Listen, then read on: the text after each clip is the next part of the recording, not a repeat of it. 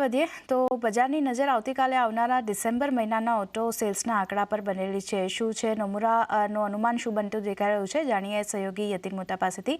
યતિન, કેવા અનુમાન ખાસ કરીને ડિસેમ્બર ઓટો સેલ્સના આંકડાને લઈને બની રહ્યા છે?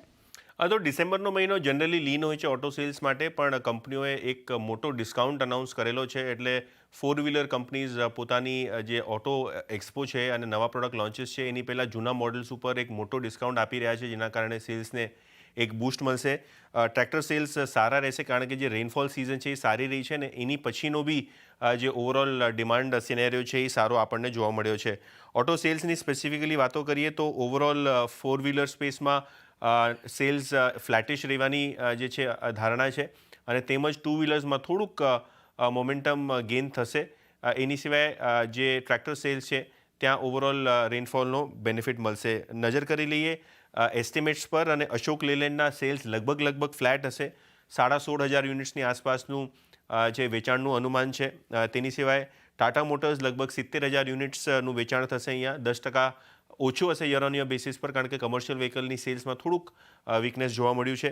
ત્યારબાદ હન્ડાઈની વાત કરીએ તો સેલ્સ 3% ઘટવાના જે છે એક્સપેક્ટેશન્સ છે.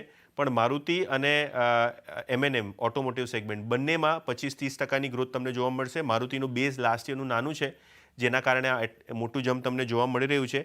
અને M&Mની વાત કરીએ તો લગભગ 77,000-78,000 યુનિટ્સની આસપાસનું વેચાણનું જે છે ફિગર આવી રહ્યો છે. તેની સિવાય ટ્રેક્ટર સેલ જે મહિન્દ્રા એન્ડ મહિન્દ્રાના છે એ લગભગ 12% યર ઓન યર બેસિસ ઉપર વધશે. ટુ વ્હીલર સ્પેસની વાત કરીએ તો બજાજ ઓટોમાં લગભગ 7% સેલ્સ વધી શકે છે. તેમજ રોયલ એનફિલ્ડ અને TVS મોટર્સની સેલ્સમાં 10-20%ની આસપાસનો વધારો જોવા મળી શકશે.